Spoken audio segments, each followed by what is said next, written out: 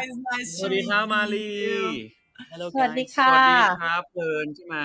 ใช่ Hello ค่ะ guys. สวัสดีค่ะ Oi, gente, eu sou a Mari da Boys Love Hub e hoje eu tô aqui com eles, os mais esperados. O comeback mais esperado do ano, Chris and Sinto. So, guys, please say hi to our followers and Brazilian fans. Hi Brazil ครับก็จริงๆต้องบอกว่าแฟนๆบราซิลเนี่ยเป็นอีกหนึ่งแฟนๆที่สนับสนุนแล้วก็ติดตามพวกเรามานานมากๆตั้งแต่สมัยแบบ Sotas The Series แบบ8 year ago อะไรเงี้ยครับเขาก็ยังแบบติดตามเพราะเวลาที่เราไลฟ์หรือว่าเวลาที่เราพูดคุยกับแฟนๆน่ะผมจะเห็นข้อความ Love from Brazil อะไรเงี้ยครับเห็นตลอดเลยเพราะฉะนั้นก็ดีใจที่ได้มาพูดคุยแล้วก็เดี๋ยวมีโอกาสก็อยากจะเจอกับแฟนๆบราซิลสักครั้งหนึ่งครับ He hopes that one day he would have the chance to meet everyone Well, we เรา want มั่นใจ to ว่า have เรา the สองคนเนี่ยอาจ chance จะ to ได้ meet. ไปเจอทุกๆคนนะครับในอนาคต อันนี้คือหวังว่าจะได้เจอใช่ไหมคะ หวังว่าจะได้เจอ โอเคค่ะ so แล้ว he ถ้า said เกิดว่า that ครับแล้วถ้าเกิดว่าเราสองคนได้ไปบราซิลเราจะต้องร้องเพลงนี้กันครับกัตเตมานีเนมาซาเตเบลาลาคูลิจิคาเบเซเดเบโลกาดาเดลซาโอ Just ลา in the beginning. อเดลิโซไอยาจิตจิต How can you sing that? my favorite song You are Brazilian. How can you sing that? Oh, it's perfect. สุดยอดไปเลย I love that song so much จริงแต่ตึ้งตึ้งตึ้ง You ตึ้ง have ตึ้ง to นะ sing that perfectly, พี่ like เพิร์น right ลอง now. ซิงดูฮะพี่เพิร์นลองซิงดูฮะ You will have to. It's a promise. You know, it's recorded yeah. right now. They're recording right now Yeah.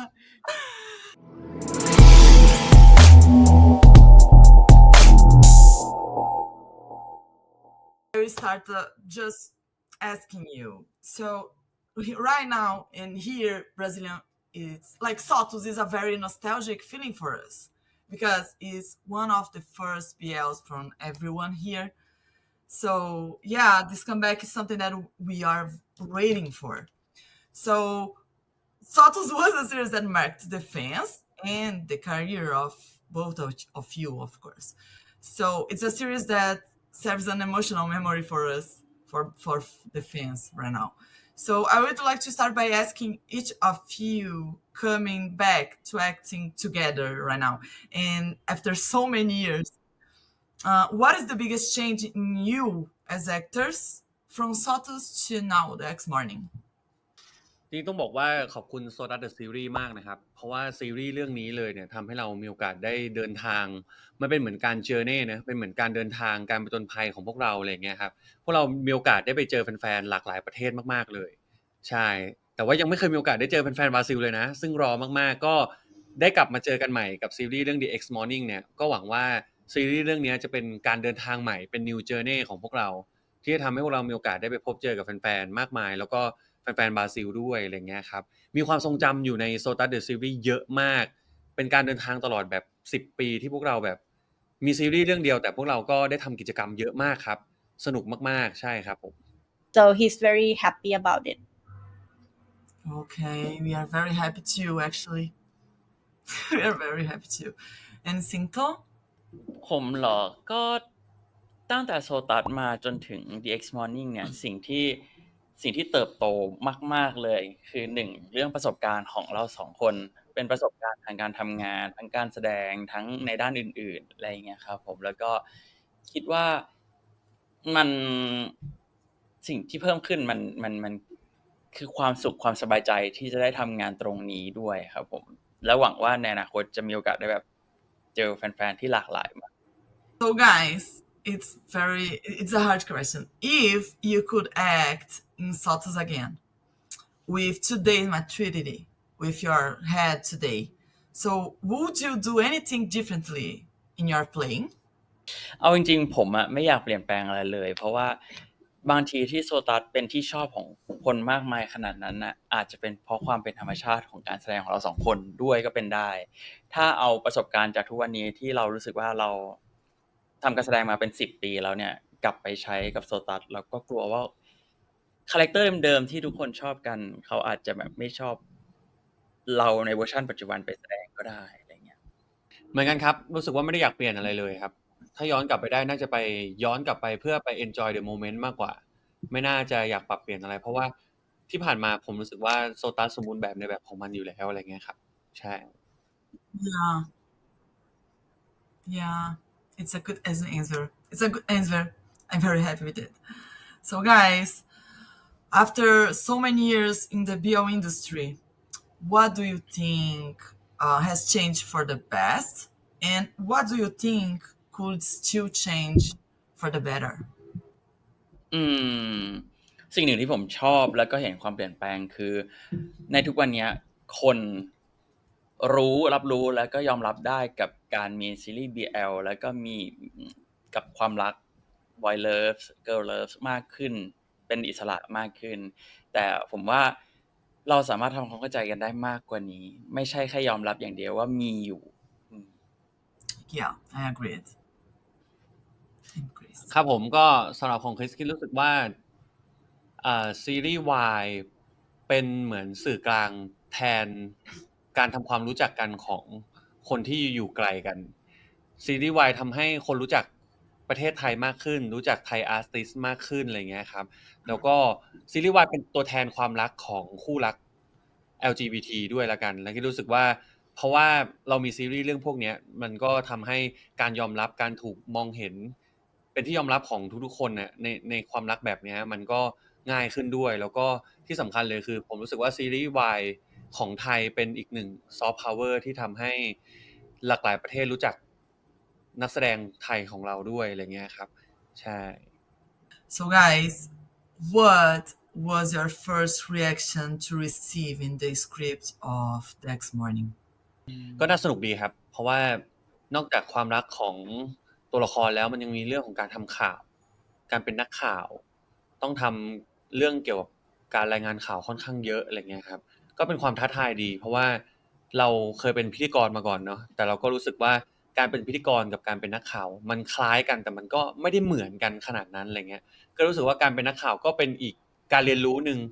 ที่ค่อนข้างแตกต่างจากสิ่งที่เราเคยทำงานมาเหมือนกันอะไรเงี้ยครับ ต้องบอกก่อนว่าสคริปต์ของ The X Morning เนี่ยเราจะค่อยๆทยอยได้มาทีละตอนใช่ไหมครับแล้วเราก็รู้สึกว่ามันน่าสนใจมากกับการที่เราจะตั้งคำถามตลอดเวลาว่าตอนต่อไปมันเป็นยังไงแล้วเราจะแสดงออกมายังไงเรา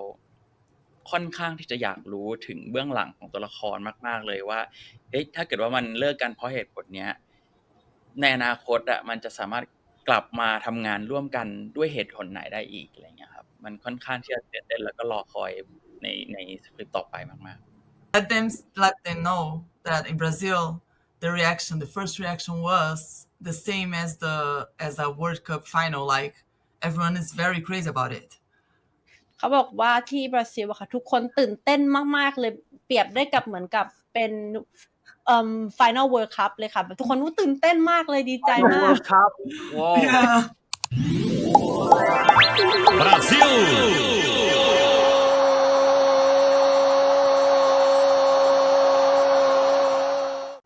So, guys,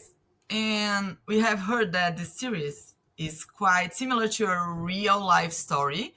So, how did it feel to act on scenes that are close to your own experience? Like, are there any scenes you are most excited to see fans reacting to? ครับ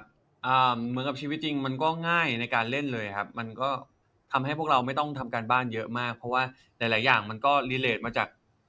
ความรู้สึกจริงๆได้เลยเราใช้ความรู้สึกจริงๆเล่นได้เลยอะไรเงี้ยเพราะฉะนั้นบางซีนอย่างแบบซีนดราม่าหรือว่าซีนที่แบบมีการทะเลาะกันในเรื่องต้องแยกจากกันหรืออะไรแบบเนี้ยผมรู้สึกว่ามันเล่นไม่ยากเท่าไหร่อะไรเงี้ยครับแล้วก็อีกคำถามนึงคืออะไรนะครับปฏิกิริยาตอนไหนเป็นพิเศษผมว่ารอดูซีนสุดท้ายของเรื่องเลย Final EP เลยอะไรเงี้ยผมอยากเห็นรีแอคของแฟนๆว่าพอบทสรุปของมันแล้วในตอนจบของเรื่องแล้วเนี่ยมันออกมาเป็นแบบเนี้ยแฟนๆเขาจะมีรีแอคยังไงใช่ครับ He would love to see the reaction after the fans watch the last final episode because it would be the conclusion of everything. He wants to know, really wants to know what would the fans would think about it. Yeah, we are not ready for it. We are not ready for it. Let's wait. จริงๆคำตอบผมอะในข้อนี้เหมือนคริสทุกอย่างเลย เพราะว่าอันดับแรกเลยเราเข้าใจตัวละครได้ง่ายมากขึ้น เมื่อเรามีประสบการณ์ร่วมกับตัวละครนะครับสองอยากเห็นปฏิกิริยาของแฟนๆในช่วง Final EP มากที่สุดเลยอ่ะเป็นหนึ่งในซีนที่อยากเห็นจริงๆมากที่สุดครับผม Okay. Again, we are not ready for it. So next one was there a scene from the next morning that was improvised because you guys thought that it would make more sense with the real scene. ถ้าของปัตตภีหรือของคริสเนี่ยก็จะเป็นซีนที่อยู่ในห้องน้ำที่ถูกแกล้งมาถูกเอากาแฟราดหัวมา แล้วก็ไปร้องไห้อยู่ในห้องน้ำแล้วก็ตามตะวันตามเข้ามาอะไรเงี้ยผมรู้สึกว่าซีนนั้นค่อนข้างเล่นในความรู้สึกว่าผมตัดบทออกจากสมองออกไปก่อนเลยอะไรเงี้ยครับแล้วก็พยายามสมมุติขึ้นมาในหัวว่าเรื่องนี้มันเกิดขึ้นจริงๆเพราะฉะนั้นบทพูดหรือหลายๆอย่างมันจะไม่ได้ตรงกับที่บทเขาเขียนมาให้อะไรเงี้ยครับก็จะด้นสดไปเรื่อยๆจนกว่าอีกฝั่งหนึ่งจะรู้สึกว่าไม่สามารถฟังสิ่งที่เราจะพูดต่อไปได้แล้วเขาขอเวลาอะไรเงี้ยครับเพราะฉะนั้นผมรู้สึกว่าผมออกจากบทเยอะมากในซีนนั้นอะไรเงี้ยครับใช่แล้วเราก็ต้องบอกว่าซีนนี้เนี่ยถ่ายไว้ทั้งหมด3แบบแบบแรกคือไม่ร้องไห้โกรธแบบที่2คือร้องไห้นิดๆซึมๆอะไรเงี้ยครับแล้วก็แบบสุดท้ายคือร้องไห้แบบเละเทะไปเลยอะไรเงี้ยผมรู้สึกว่าซีนนั้นผมทำการแสดงสนุกมากเพราะว่าได้เล่นดราม่าแบบเต็มที่มากๆซีนนั้นน่าจะเป็นซีนเดียวที่ดราม่ามากๆของปัตตภีอะไรเงี้ยครับก็เลยแบบสนุกดีเล่นไปทั้ง3แบบอะไรเงี้ยแล้วก็ให้ผู้กำกับไปเลือกอีกทีนึงว่าจะเลือกแบบไหนอะไรเงี้ยครับ the best version. So very interesting. Oh, it's crazy because it's a very emotional scene. I can even Right. imagine that. Yeah. ของผมเนี่ยผมว่าเราค่อนข้างอิมพอไวส์กันค่อนข้างเยอะในดีเทลต่างๆของแต่ละซีนครับยกตัวอย่างที่เห็นได้ง่ายๆแล้วก็แล้วก็แบบเล็กน้อยมากที่สุดก็น่าจะเป็นซีนที่ซ่อมคอมพิวเตอร์ที่จริงๆแล้ว dialog ในซีนมันไม่ได้เขียนมาขนาดนั้นเราก็ต้อง adapt บางอย่างปรับเปลี่ยน dialog บางอย่างเพื่อให้มันสมจริงแล้วก็เรารู้สึกว่าเข้าถึงได้ง่ายมากขึ้นอะไรเงี้ยครับ We keep trying to guess what is real and what is not. Like, yeah, we keep trying. So, guys, now we are going to play a game with you. Okay. So, I will make up a few sentences and you will say who is most probable to. You can just like point your finger to who is most probable to if you want to. Okay. I will start. So, what is more probable to? Getting jealous even thought it was just acting. นี่หรอผมว่า ไม่ผมแค่รู้สึกว่าไม่ใช่ตัวเองและผมก็รู้ว่าพี่ก็คิดเหมือนกันก็คือไม่ใช่เราทั้งคู่อ่ะ ไม่ใช่ he said it's not us. Okay. So, who is most probable to discuss how the scene would be like before the scene began? สายนัดแนะOkay. จะชิดตัวเองเหรอ Okay. So, who is more probable to memorize the script faster? คิดบทรวยกว่า Perfect. Who is more probable to having to repeat a romantic scene because can't stop laughing? ต้องถ่ายฉากโรแมนติกซ้ำหลายๆครั้งเพราะว่าขำไม่หยุด Okay. Yeah, I can imagine that. แน่ใจ ผมอะไรก็ได้อย่าให้ผมขำเพราะถ้าผมขำแล้วผมจะขำนานมาก ต้องไม่ให้ขำถ้าเกิดไม่ขำก็คือไม่มีปัญหา แต่ถ้าขำปุ๊บขำไม่หยุด ผมจะขำจนเสร็จเลยแล้วถึงจะทำงานได้ใช่ Who is more probable to text in the early hours? Message, text, cell phone. ทั้งคู่ อาจจะยังไม่ได้นอนทั้งคู่ก็ได้ Okay. maybe because they haven't even slept. Okay. So, who is more probable to teasing each other during the recordings?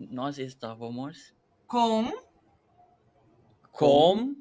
saudade. saudade. Te amo. Te amo. Tchau. Tchau, tchau. Tchau.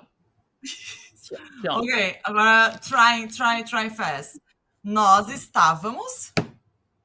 Nós estávamos com saudade. com saudade. Te amo. Tchau, tchau. Te amo, tchau, tchau. Te amo, tchau, tchau. Yeah. Perfect. Perfect. What does it mean? It was perfect, I know. nós นะคะ nós ว่าพวกเราใช่ไหมคะ estávamos แปลว่ากำลังใช่ไหมคะcom saudade บราซิลก็คือเขาบอกว่าตอนเนี้ยพวกเราคิดถึงคุณนะบราซิลนะคะ แล้วก็ te amo แปลว่ารักนะนะคะ แล้วก็ รักนะ เช้าค่ะเช้าบ๊ายบาย Bye bye. ค่ะ Ok. Yeah, Te amo, just- tchau, tchau. Nós Nós estávamos com saudade, Brasil. Te amo, tchau, tchau. Perfect. It was Thank perfect. you. Thank you so much, guys. Thank you so much Thank for you your for time. having us. It's a pleasure Thank being you with so you much. today. ขอบคุณนะคะ